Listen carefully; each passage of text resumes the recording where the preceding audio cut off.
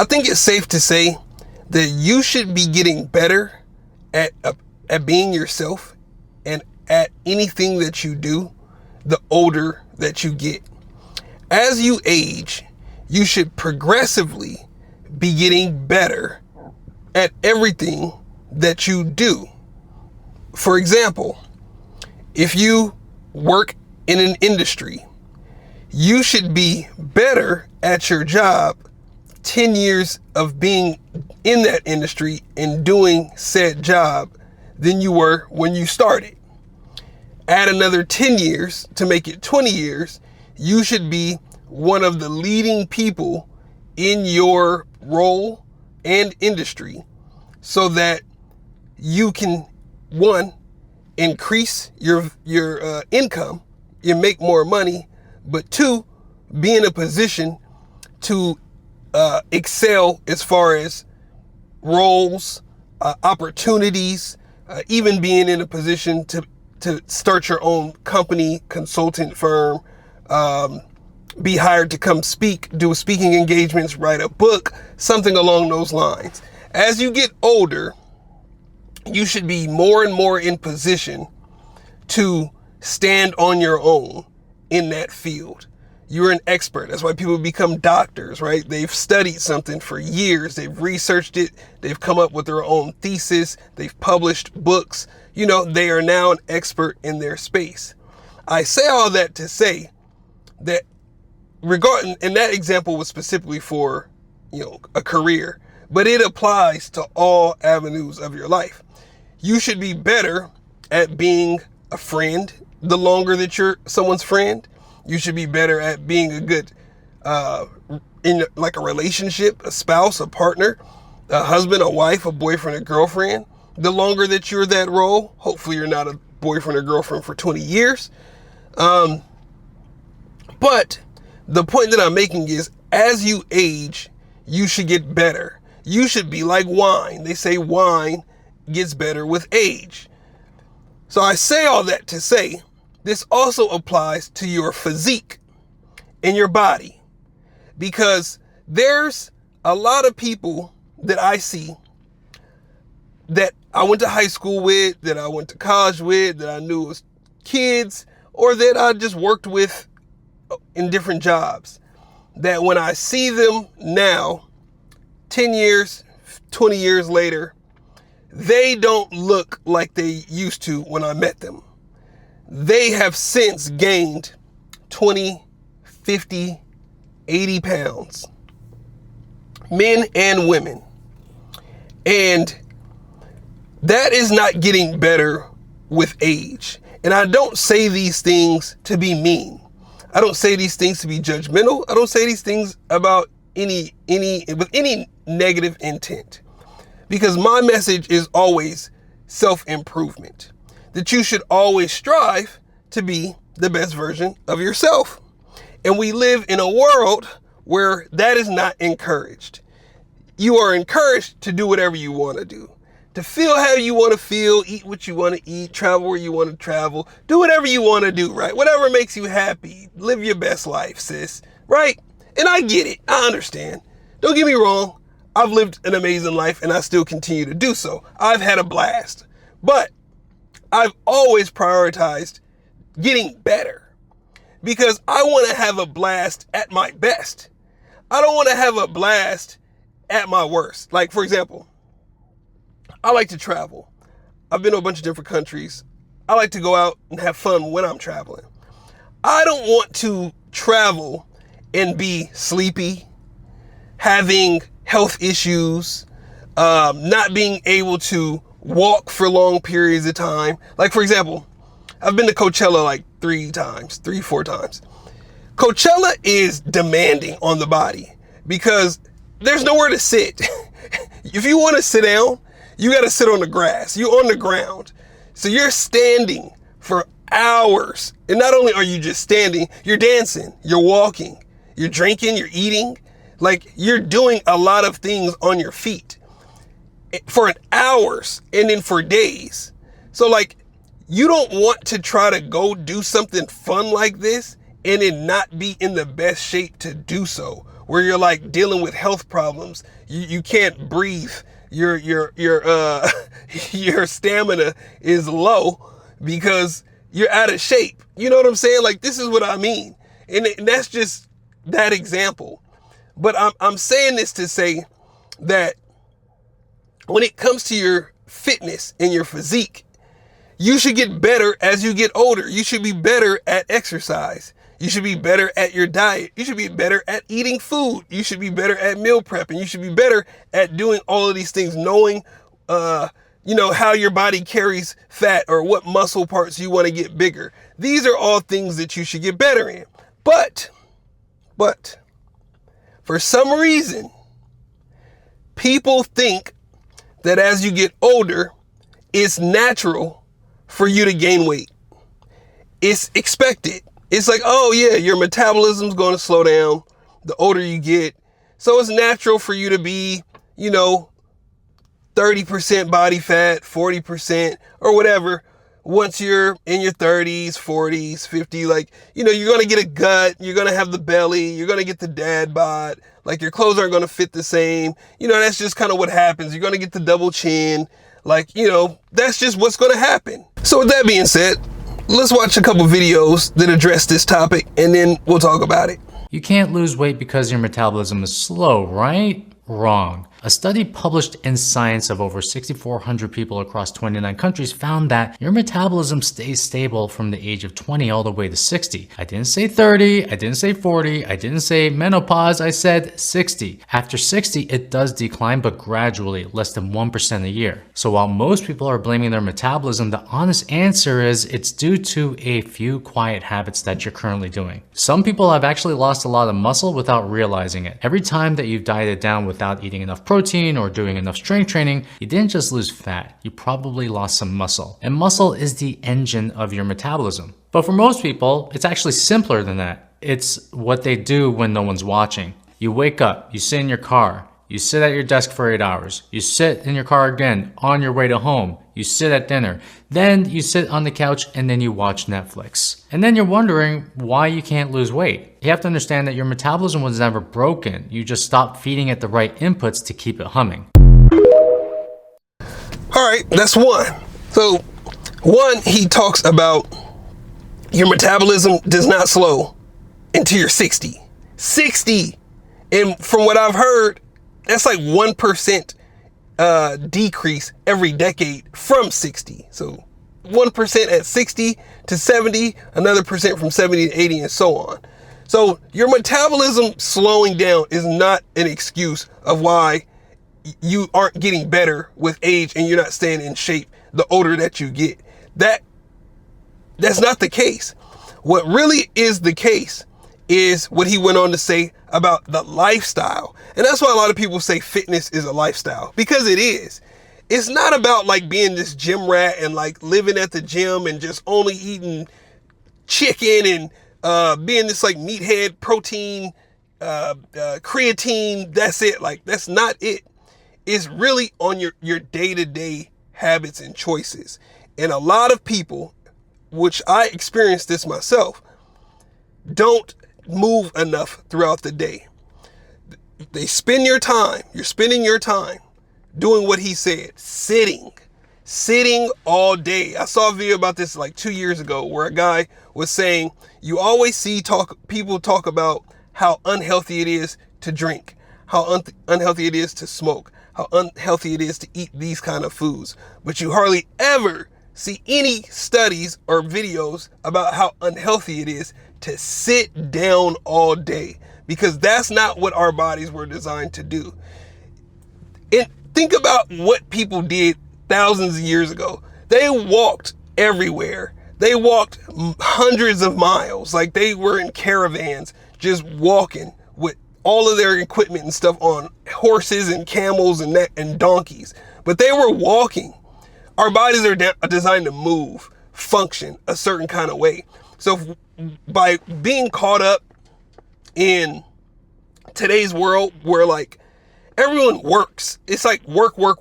And that's why my message will always be for you to eventually have like either like your own kind of like side hustle or personal business or something that you will allow Well, something that will allow you to free up your time. And I know that can sound like an oxymoron, starting a company or having a side hustle, because that takes time, but you can build a business, a company, a side hustle this passive. It takes time in the beginning, but you can build something out that eventually works for you long term. As simple as a YouTube channel. You know what I'm saying? Like, it doesn't have to take all your time. But the thing is because we live in like a time where everyone just devotes all of their time to work, your job doesn't care about your health. They don't. We know this, or you should know this at least. Your job doesn't care about your health. Your job cares about you making them money. That is it. The moment you aren't as productive as they need you to be, or educated, or whatever it is that they need from you, from your role and your job description, which is for them to make money, the moment that you stop or you stop performing and you're underperforming at that role, or they find a more efficient way to get that money made that's cheaper than what you cost to be employed, you're out, buddy. You're out of there. They don't care. Yet, people, you included, prioritize working at companies for 8, 10 hours, 12 hours a day. From the moment you wake up, you're checking emails. You're staying after 5, 6 o'clock. Then you go home and check emails. You're sitting at a desk most of the time. And this is specifically for office workers. It's different if you're out in the field. It's different if you're doing something where you're actually out walking around, moving around, whatever. But if you are working a desk job and you're sitting all day, even if you have a standing desk, it's still not going to do enough to keep you in a place of burning calories. You're going to be sitting all day staring at a screen. Like he said, you're sitting in a car like I am now, because I just got to work. And then after you sit all day, you go to lunch and sit. You probably eat lunch at your desk, if not in your car, which I see people do all the time, which is crazy to me. Eating in your car is one thing. I don't think that's a bad thing. But eating at your desk, like you didn't even go outside and just sit in the sun and get fresh air. You worked while eating lunch. You took no time off to just decompress, enjoy fresh air, enjoy nature, enjoy some personal time to yourself. Instead, you worked while eating. That is an L to me, but I see people do it all the time. So you're sitting, then you get off work and you sit in your car, drive, sit in traffic, especially if you live in areas where it's a metropolitan city and there's a bunch of traffic, or you're on the train or whatever, Uber, whatever. Then you go home and sit. You're sitting down all day. You're not burning any calories. That is not you getting better as you get older. That is you getting worse. That is your body getting worse. That is not a metabolism issue. That is a lifestyle issue. And because of this lifestyle issue, because you aren't getting steps in, you're not walking, you're not going to the gym, and you're eating excessive amounts of calories. Because you can eat a lot of food and not eat a lot of calories. I see a lot of content about people talking about, people who are like tracking calories are stupid, or like people who are lean or in shape, they're miserable because they don't get to eat. Bro, you can eat a lot of food that doesn't have a lot of calories. On the flip side, you can eat a very little bit of food that has a ton of calories. And that little bit of food and those tons of calories, thousands of calories, are putting you at a surplus, which over time, you are going to gain weight. You're going to build fat. It's not going to be overnight. It's not going to be just from today to tomorrow. It's going to be over time. But because you're not paying attention to it, because it seems so easy, it's so convenient, it's so good to eat, the lifestyle, everyone's inviting you to go to dinners and birthdays and holiday parties and drinks, because you're doing those things week after week after week after week, and time is just going and going and going. It's already August 2026. It was just New Year's. Next thing you know, if you add a pound a week, maybe in a half a pound, it's 52 weeks in a year. So if you added a half a pound a week, that's 4 weeks. That's 2 pounds. 2 times 12 is 24. You've gained 24 pounds, my friend. 24. So let's look at another video and see what someone else has to say about that. If you think you're stupid, there are genuinely so many people out there who think once you get older, you will just gain fat a lot easier. Your metabolism slows down, so you're pretty much fucked and there's nothing you can do about it. How about once they get older, they stop prioritizing doing physical activity like going to the gym, doing any cardio, having a decent diet. Other parts of their life gets a lot more busy, so they don't prioritize the physical health. That's what it is, nothing else. That's what it is, nothing else. It's really just physical activity. You have to balance out what's coming in and what's going out. In the fitness world, they say calories in, calories out. It's really that simple. Most people have far more calories going in than they do have going out.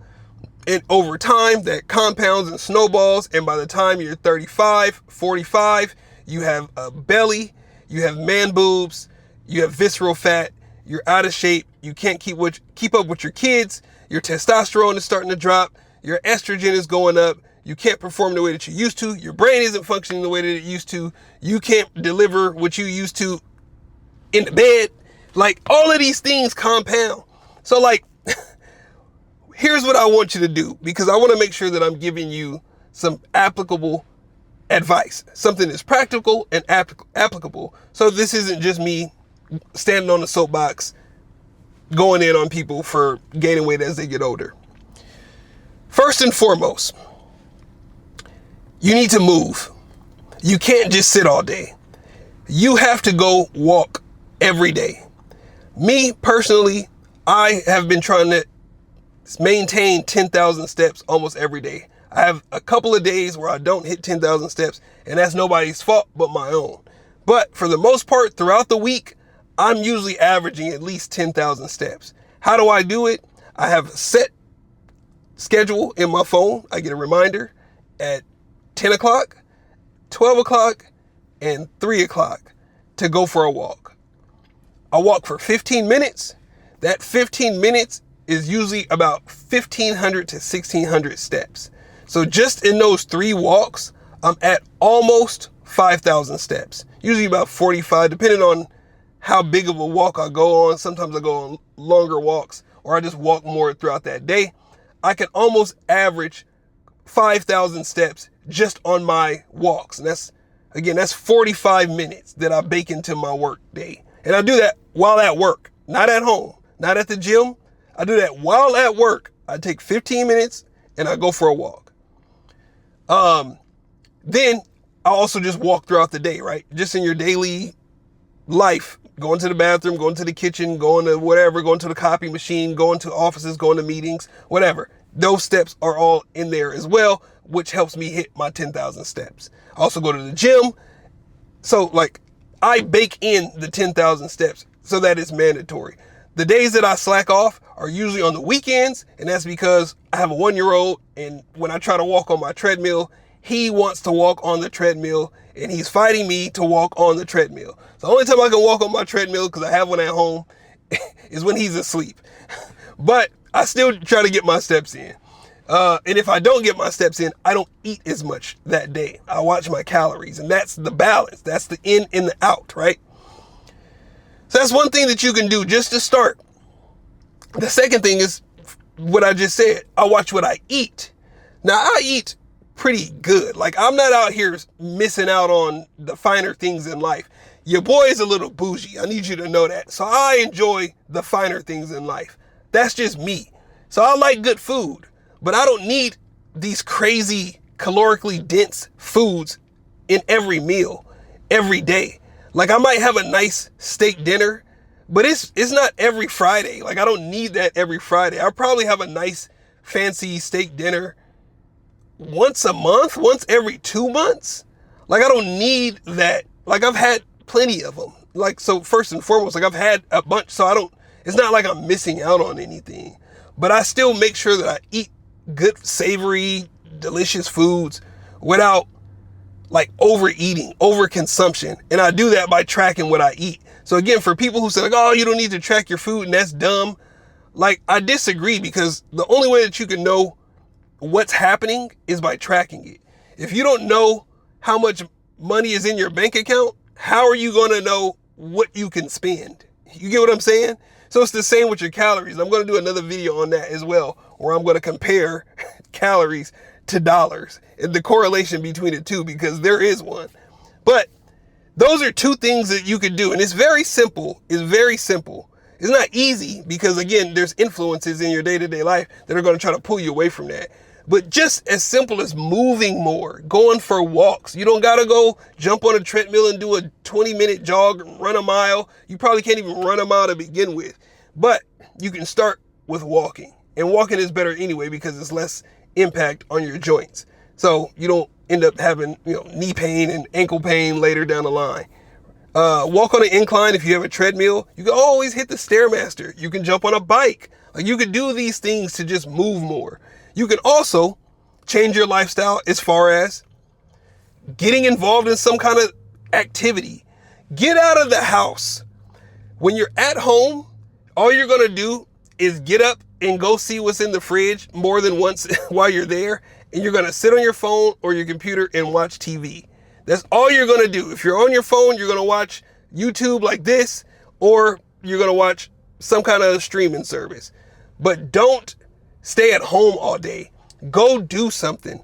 Find a park. Go play basketball. Go find a pickleball court. Go join some kind of rec league. Go do some kind of activity. Go to the beach.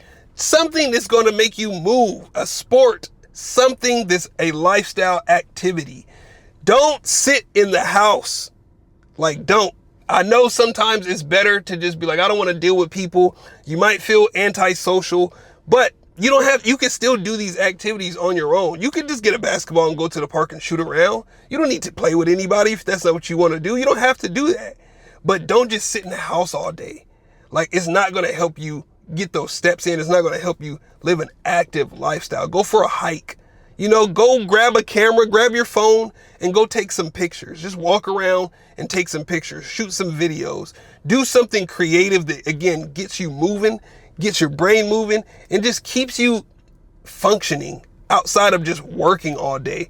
Don't do that. Like, don't just give all your life, 60, 80 hours of your life to your job, because they will fire you anytime they want to, or the company will close down, or whatever it is, the economy sucks, whatever it is, right? Prioritize yourself and your health first. How can you help anybody else if you can't and haven't helped yourself first? And that's not being selfish. That is being wise and intelligent. You are your biggest asset. So you have to make sure that you invest in that asset so that that asset appreciates. That's what I want for you. So very simple, short message. I hope you found this video helpful. If you don't know where you're at right now, as far as, like I said, if you don't know what's in your bank account, if you don't know where you fit right now, as far as where you stand in life, like me, I like to say that this life is a game. This is all one game. You are the main character in this game of life. But how do you know if you're winning or losing in this game if you don't know your stats? You don't know your score.